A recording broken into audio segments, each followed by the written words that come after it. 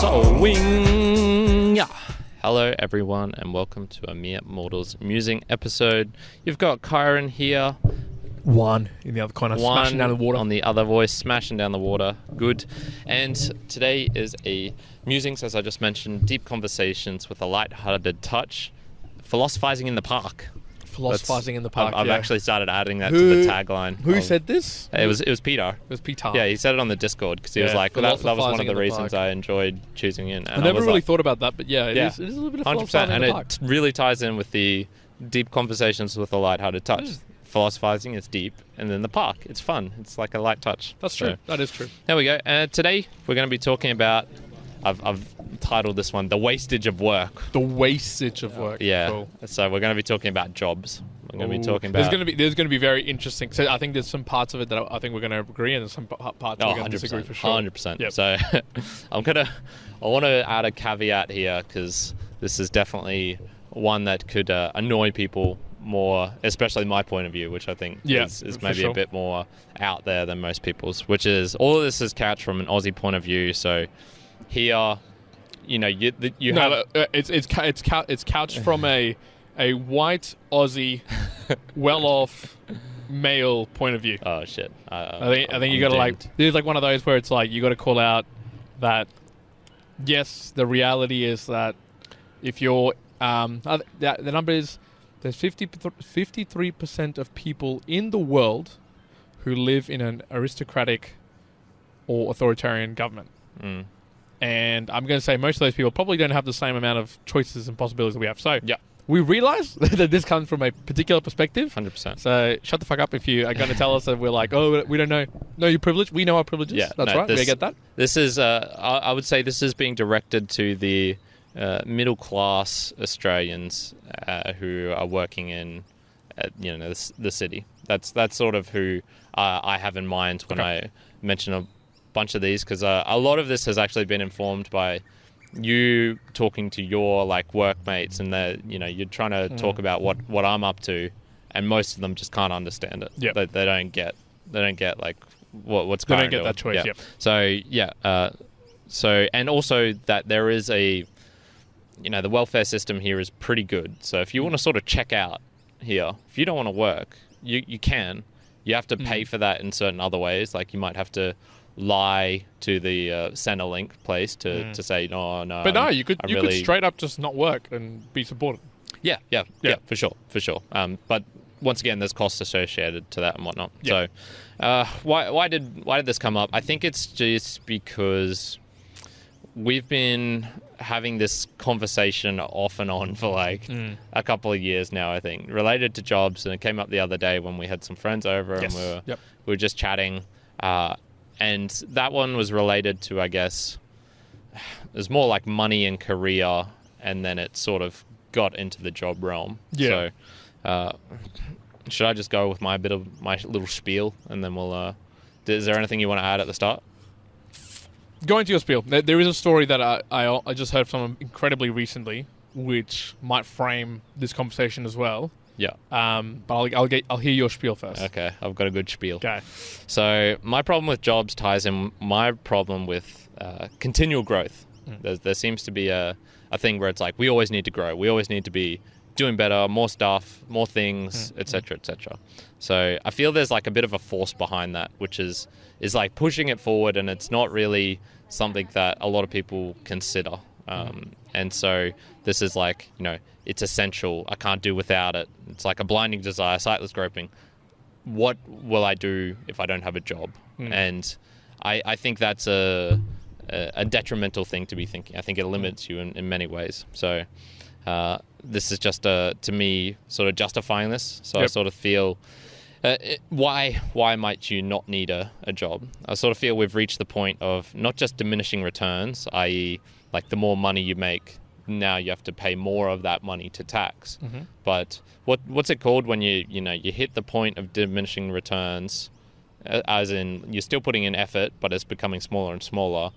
That point where it tips over, and now the more effort you put in, it's actually taking negative away. You're not getting any returns. You're actually subtracting stuff. Is there a definition for that? Yeah. No. No. Well, anyway, you're hitting that point, and So it's like a regression. So I can think of tons of places where, at my work, for example, so I'll try and couch this in some actual examples.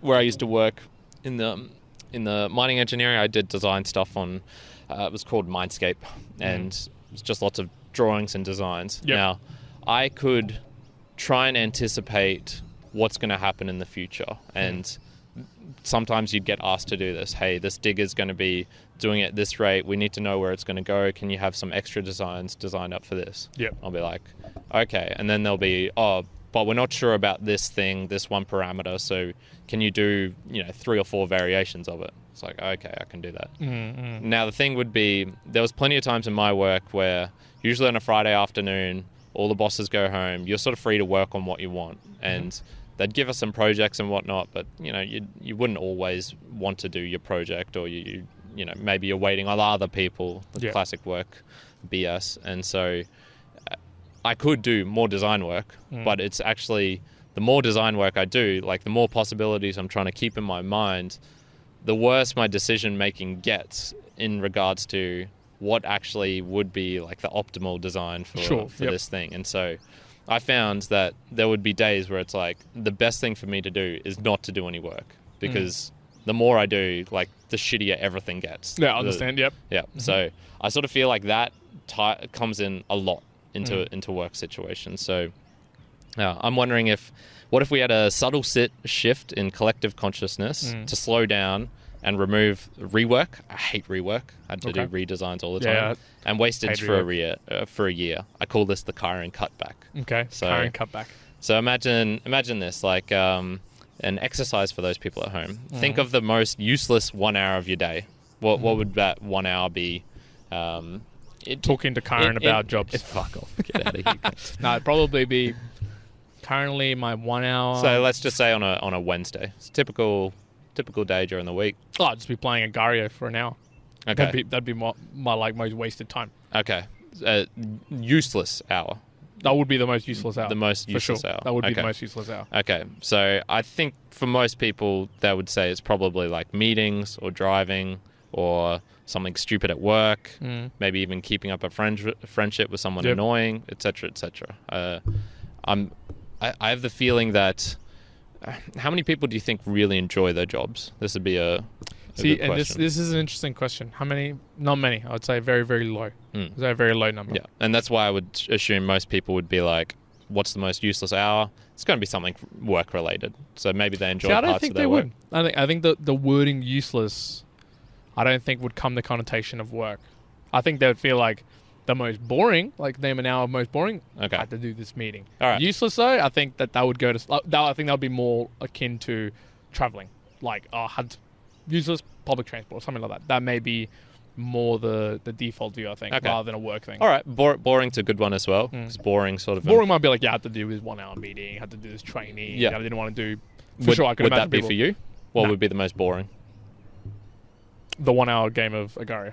The most boring. That would be the most boring thing. Because it's just mind numbing. Like, it's just me doing nothing. Yeah. Okay. And I think this comes to play. So I think the question on you think I'm rare, and then it's like you're playing games, which is your choice. Yeah. No one's forcing you to do this, and this is the most boring hour of your day. 100%. Far so out, I think man. but I also think that the thing You're around even weirder jobs, than I am. the thing around jobs and the waste of jobs, I think it's 100% applicable if you are in a job which is not, maybe not so much in the growth house because it's not challenging you or giving you opportunities for that growth. Not so much necessarily that you have to be growing every time, but if the opportunity for growth is not there, then I'd say a lot of the job is freaking waste of time. So if, in the same questions that you were posing in terms of like, rework and design, dude, I felt exactly the same way working in engineering at the beginning, redoing 11 floors again and steel rebar again and again. Like, you do it once, okay, I've learned some things. You do it twice, okay, cool. There's something else that I learned here. But every change after that, and again and again and again, it's not so much learnings that I'm taking, it's just someone's decided to change their mind and I've got to redo something. That to me is waste. That to me is like, well, I'm not learning here anything. I'm not putting in like applicable mind power here, nothing. But I had this recent conversation with someone in my current work, right? And I would say like every time that I'm in there recently, and it's been like every day, I'm either learning something new or I'm having to apply myself from a mental perspective of like, okay, what's going on, thinking through something. I actually had a conversation with someone because I know that they personally have run a couple of businesses on the side. They've got some that are like e-com businesses that are running fine, could 100% quit right now and just go and do that merry thing and live their own life, right? And we've actually had a conversation about the way that you live. And I kind of asked him the question. I said, why don't you do that? Why don't you? Good question. Why are you still working if you can just go and do that, right? That's a very applicable question. And most people would say, sure, like, why are you wasting your time here if you can go do that? Now, from their perspective, their answer was a lot of things here that they're learning that they can't learn doing that, like looking after people, like almost being in a place. And the way I worded it was like, it's like paid training. You're doing paid training in the sense that you're interacting with people, you're interacting with a bigger, larger business, and you're learning some things that you would never learn, say, running their own business because of a different scale and whatnot. Now, for that particular individual, that's what they wanted to do. I think like that they saw benefit in that, and in that, then there is no waste in it because they're actually getting that. Now, if the job then turns into that something that's wasteful, like having to redo work or having to do things which you don't find learning and growth and challenges from, then hell yeah, what the hell are you doing that, right? That's where I would say that's where the waste in a job comes from. When you're doing something that doesn't help you grow, doesn't help you learn, is repetitive, is becoming, let's just say, down to just the money. Okay, I think at that point, go and do something else for sure. You're just wasting your time there. Like that's one of those ones you look back like 20 years and you go, shit, what an absolute waste of my time that I was here, even if you earned oodles of money. It's just that's my view of waste, I guess. So I'd say he's one of the rare ones where if you ask the person the question, if you were not receiving any money for this, would you still be doing this? Would you still be rocking up to work? Or even the opposite, would you pay to work? I.e., I'll ask you that. Would you work at the place where you're currently at without earning any money? It's a good question. I don't think I would. But I'm struggling to think. I'm struggling to think of many jobs in my mind that I would say, I'd pay to do that. Like it might be places where I would find that there would be a lot of growth, learning, influential opportunities. Like maybe if you said to me, what if you had to pay $100 to go work for Gary for a year or something like that? Okay, cool. Or Tony Robbins. Okay, cool. Or something like equally amazing that sounds really good. Okay, that sounds like a good opportunity because there's a value that you're also getting that's completely supplemented by the fact of doing that. But I think that would be a very hard one. Would you say there'd be any jobs that you could imagine that you would pay for and do? I mean, like, this is it. This is... Many people would argue that, Karen, you're talking shit about work and you're doing this like right now. And if you look at the amount of hours I spend putting into stuff, the sort of consistency that I'm trying to create and all those sorts of things, it has work-like aspects to it. But I'm paying for it. There's like 100% I'm paying for this. So, that's sort of one of the issues I guess I have with But why would you consider this not a wasted job then? Why would you once again, because it's exactly what I want to be doing because I would pay money to do it. It's almost like but I guess my question is, but why though? Why would you pay money? Oh yeah, because it's all the things that I get from it. I learn how to speak in public. I learn how to have better conversations. I learn how to stop saying and like as much. I get to play around with Photoshop and whatnot. Once again, I could do all of these things not related to podcasting, but this is where it all sort of merges together. So and I think that's sort of the key baseline point that from the whole, we started with waste in terms of doing jobs. I agree on that completely. If you are doing a job where you're not facilitating all of those base learning things that you want to do, because as much as you were saying the growth aspect, right? We're in a whole thing of like growth. I mean, you could call it something different, but it's still growth. Like you're in a growth phase of learning how to do Photoshop, and because you're practicing your public speaking and you're doing all these extra things, that's still growth in that perspective. But it's things that you want to actually achieve and attain. I think when I think of growth, and in particular, I think of material things. That's probably what comes in my mind the most. When I say growth, when people are stuck in continual growth, it's because they want that next thing, that next upgrade, the next phone, the next etc. You talked recently about were people happier back in the caveman days or 15th century? That's an interesting question because that happiness can sort of I could totally imagine, you have more difficulties, your life stops shorter, your wife is more likely to die from childbirth and all those sorts of things. But because that's just the times, you're so accustomed to it that you're now just sort of okay with it, even though you look at today's day and age and you just go like, how crazy is this?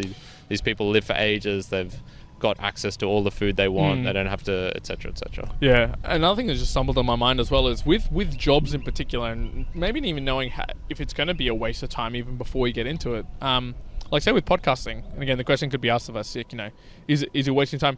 I think if you fast forward 2 years, and then let's just say a freak occurrence, all podcasts get absolutely like incinerated, I wouldn't look back and go, gee, I wasted my time. I'd go, no, there was lots of learnings that I took away from that. Like there was heaps of speaking, there was lots of theme philosophizing in the park and all this. That's actually beneficial. I wrote that on the sheet that's hanging up on the corkboard at home. It was like, what are the skills that we would want that if all of this just went to nothing, we could still say this was a beneficial thing. I'm glad I did this. Exactly, and so, I think that's been on at least my mind since basically since we started. And I think if you apply that broadly to jobs or work, as you might think about it, and you have the freedom to obviously be in the path to choose, you should be doing something that, like, again, you look back and be like, well, if in 2 years' time you have to stop working or whatever, that you kind of go, oh yeah, good. Like I'm real glad that I was able to do this job. Now, are you going to be able to achieve like that 100%? Maybe not. Maybe not if you're working for a corporate job and whatnot. Maybe it's going to be 90 and 80%. Maybe we're achieving 95% with the podcasting, and that's because it's of our own creation and we can do it ourselves. I think the higher you can do it about it, for sure, and then try to do the Karen cut and remove that 1 hour of uselessness in the normal job hour that you might go like, you know what, I hate meetings on after lunch. Let's just do a blanket thing. I'm not doing any meetings. Like, none of this. I guess like my problem is that I sort of see, so this is my problem, but I see it as a sort of societal problem, is there's just this implicit assumption that you have to work, that there has to be, you can't live a good life, a healthy life if you're not working. I would actually argue that if you live a life where you would voluntarily pay to do every single thing that you did, I would voluntarily pay to go to the cricket match. I would voluntarily pay to do this podcast. I would voluntarily pay to run a big group of people because I can learn those skills. Yep. I would say that's like, one of the best lives you can live, where you don't have to do things you don't want to, so you can be on the other end of the receiving end of things. I would agree with that, but let's put it into actual practices. If you would tell, say, someone who just finished high school that, how would you go about telling them to do that? Yeah, well, see, the difference here is I would 100% recommend make a bunch of money and be careful with it, and try and get yourself into a position where you can be in that stage where you can just pay for everything. Yeah, but what I mean, so like, what would you practically tell someone who is like, say, just finished high school? What would you say to them? So would you say to them, nah, go and waste 4 years of your life doing something really high paying, I don't, so that you don't have to do it again? I don't like to tell people what they should and shouldn't do. I would just argue, maybe you should be thinking about this, getting yourself to that position. How you actually want to get there, do it however you want. You can do it like me. You can work for a couple of years in the mines, save up a lot of money, live a relatively cheap life, not full of expenses. You can do that. Maybe you can grind away at, or like live bare sustenance. You're not even earning anything, and yet you're in a job that you love. I met this dude at a cable park once for water skiing, waterboarding. Not waterboarding. For cable riding, you go behind a jet ski and whatnot. But this is a cable park where it's just around. And I was chatting with him once, and he was just like, "This is my dream job, man. Every day I get to do what I love doing, watching people going around, helping them, teaching them how to get up on the skis for the first time, chatting with the people who come all the time." Like, he was loving it. Is he going to get paid a shit ton? No, because it's a relatively easy job. He just has to press buttons and whatnot. But he loves it. But he loves doing it. Yeah. So I would say he's put it, and he would have 100% said, I would pay to do this. Yep. I would, so I sort of see that dude as, is he super wealthy? But the reality, No. but the reality is then, again, you say, would he pay to do it? Yes. But could he do that? Yeah, and that's another question, because then maybe he would have to get a Woolworths job, which he doesn't enjoy, to pay for that. Yeah. So, 100%, if you can get yourself into a position where you're getting paid for the thing that you would voluntarily do, man, you're living... Everyone knows that. That's the best life you can do. So, I guess my qualm is I see certain things which make me think people aren't really thinking about that. It's almost like job equals good in their mind, and job also equals maybe something I don't enjoy doing, maybe something I have to do and whatnot. And I think that you could, if you did the current cutback, if you said, all right, I'm going to try and eliminate things from my life, if I'm going to try and find ways where I could get to that stage where I'm doing more of the things that I would pay for rather than be paid for, that's probably beneficial. And I sort of just think that's tied in with, I need the next thing. I need the next iPhone. I need to work this hard job, and then I can go meditate and be productive in my meditation, so that I can then work harder to get more money, to be able to use that money to pay for the expensive vacation and house that I need, which is helping me relax from this stressful job I've got. Like, I think there's way too many people falling into that trap. I think, that trap is a big one that a lot of people fall into. But it doesn't take away to the fact of there's probably societal expectations, but also the way that our financial systems also works, that it does contribute and benefit if you do have a job. Yeah. In the sense like if you let's say for instance, if you had a wife all of a sudden and 3 kids, and it's like, okay, you got to get a house. Now you're fucked. Like, you ain't getting that house. So it's kind of like, oh shit, I need a job. Unless you like do something else with the work that you're currently doing to be able to be like, oh no, I've got enough money to just go and do that. So I think that can be a dangerous comment to people, because some people might listen and then go, oh, actually, no, I can go and do that. And actually, there might be a probability that you actually get completely fucked up if you leave your job and go and do something else. Yeah. What do you reckon's more dangerous in terms of giving out advice? And once again, people, I'm not giving out advice. It's just my thoughts. What's more dangerous? Telling people to stick at the hard thing that they don't like doing, or telling people, and let's just say this is that 18-year-old doesn't really know what they want to do in life.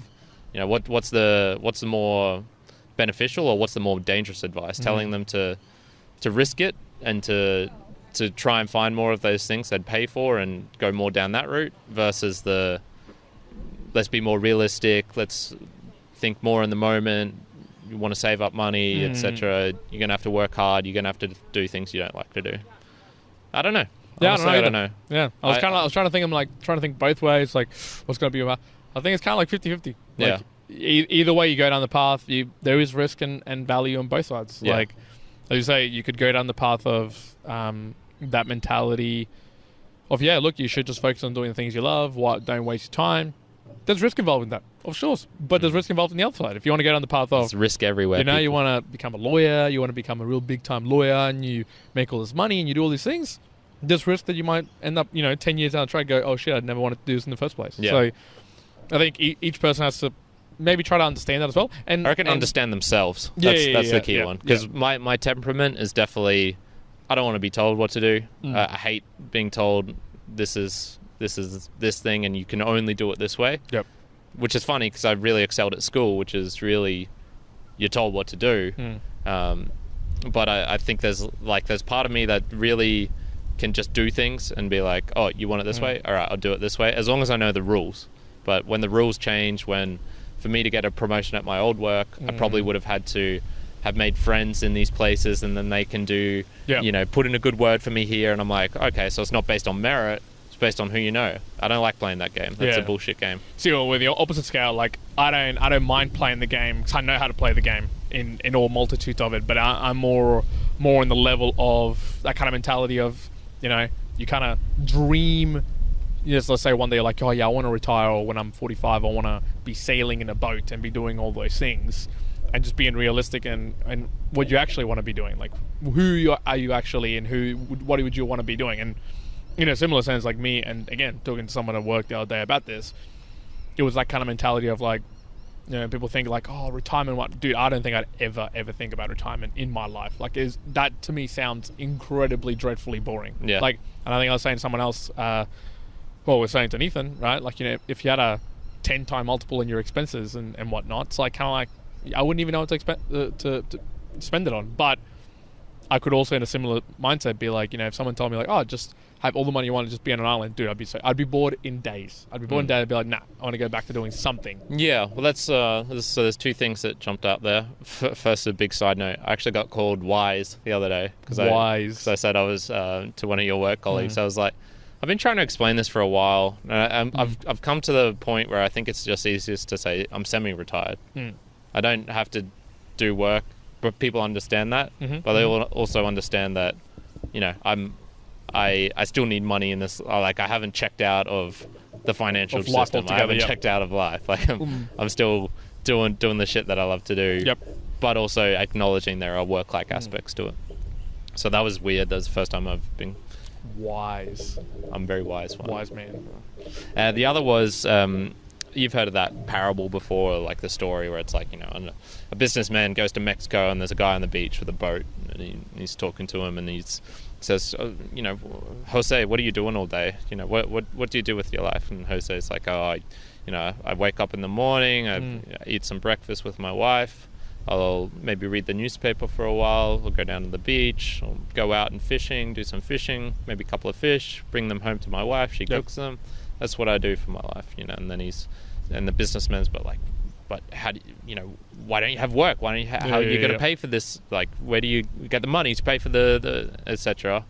And the guy asks him, like, oh, so why do you work? What do you? Jose asks the businessman, and he's like, I work so that one day I can retire and I can be on the beach with my wife and go out fishing. So I don't know. I think that really speaks to me, and that's probably the point of view I come from a lot of time. I come from the exact same point of view, because I think a lot of people in that aspect are like, oh, that's what I want to do, but you got to get to know, because you might in the future that's what you want to do, and then you got to come to the realization you can actually do that on a lot less. And I think that's where we're having a convo with friends, is like, from a work perspective, there's a lot of the absolute waste of it that say you cut away and you're like, actually, I could probably work 4 hours a day and then do 4 hours of the shit I want to do. Hell, and that might be it. And then just go and do it and continue that for the rest of your life.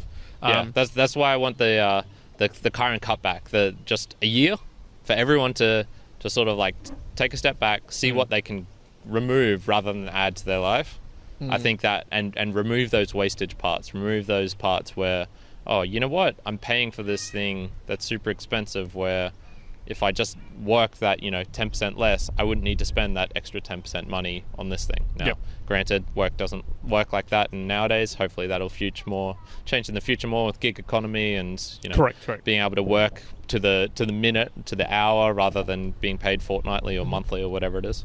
The other thing I had was been reading this book called Humankind, A Hopeful History by Rutger Bregman. Someone actually recommended this on the book reviews channel.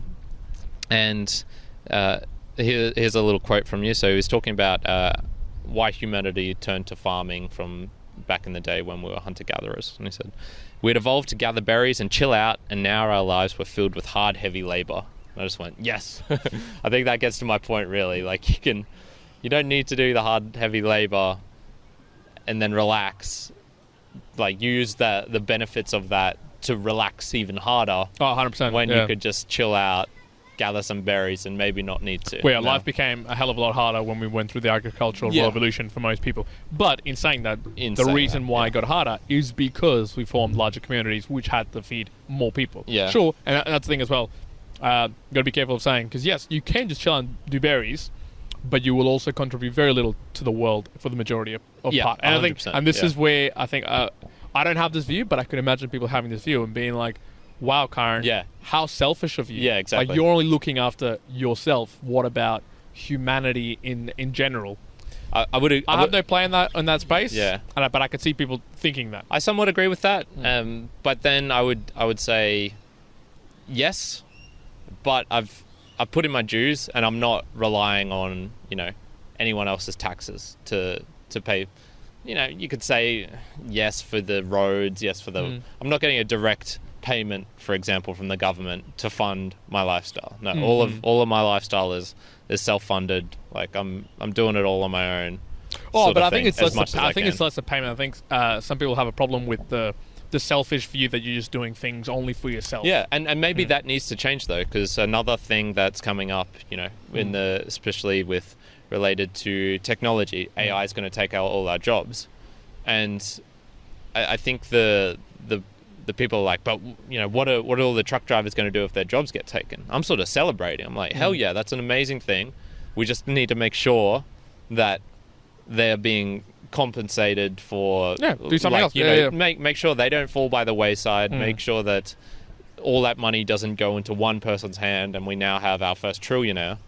No, you sort of want that, but distribute that value across them. If we could eliminate the driving across Queensland in trucks, where you have to take speed to make sure that you can get through the night. My friend of my dad's was telling me about he was a truck driver for a long time. He was telling me some of the tricks that they do with regards to you take speed or meth or whatnot to stay awake. Yeah. If you get pulled over by the cops, you can fool some of the tests by having a pot of it was like diesel or something, and just getting that, swigging that in your mouth, blowing into it, and you there's all these tricks you can do to confuse the tests. And I was just going, man, wouldn't it be great if that job just got eliminated? How much better would humanity be? Yeah, but I think any of those conversations around that work, it's people, because they are entrenched either in their job or because they're having a difficult time or whatnot, will challenge that to the brink of, to the point of being like, okay, that's probably too beyond. Because they are entrenched in that, because they do need it. And look, and again, we're coming at a point that we are privileged to be able to do all these things. Again, as at the beginning, if you are in Venezuela... I don't like privileged, lucky. We're lucky. Lucky. Let's go lucky. But if we're in Venezuela... most of the things you're saying is shit out of luck, because you ain't going to do whatever. There's one thing that Lex was saying. You're in a privileged or in a safe country where you can go to the town square and talk bad about the current leader, or if you can hold a gay parade. If you're going to hold a gay parade, you're in a good place. You're in a good place. 100%. A lot of these things that we've just been talking about, we have some people who listen in India, a lot of people from India. If you're living in China, in the northern parts of China, a couple of other things. All that we're saying here, we're like, you're going to do that? Suck eggs. You ain't doing that anyways, because they might just take your house, they might take everything, and just be like, nah, we're telling you what to do. To be fair, if you're listening in India or China, you've got some sort of device that is accessible to listen to a podcast on. Those people are probably privileged, or they're probably doing all right for themselves. Maybe. The proliferation of smartphones is actually pretty funny if you look at it in particularly Latin America. There were so many there when I went. I was blown away. There's heaps now through Africa and whatnot. It's basically given away. I actually think the amount of people who have mobile phones is would be I wouldn't know the stat, but I'm sure it's incredibly high. But I don't know if the same opportunities would present themselves as they do for a normal Australian. Yeah, agreed. To do that. So. Agreed. There was one more thing I was going to say. My benefit to humanity is promoting the value for value, so less ads get played in general, so less of humanity's time is wasted. That's my goal in life. Good. That's the way the Karen seeks to reduce waste in your life. That's how I justify my existence. Good. And that's it. Are there anything else you wanted to bring up? No, that's cool. Plenty of opinions there, plenty of stuff that could definitely be taken out of context and whatnot, but that's how I feel about the whole job situation. And once again, if you're in that shitty position where you're doing something that you don't want to do and have to, I empathize with you. That sucks balls, and I hope you can find a way out of that if at all possible. And if not, keep grinding, my friend. We just keep listening to the Mere Mortals so you can have some joy in your life. That's it. Sometimes you just need a little spark of joy. That's right. That's it for today, people. Thank you for joining us. Send us a Boostergram. Send us all those nice things. Podcasting 2.0 apps. New podcastapps.com if you want to check out any of them. And yeah, join us on the Discord if you feel like it. Brilliant fact. That's all. All right, Mere Mortals. One out. Current out. Bye. Bye, yo.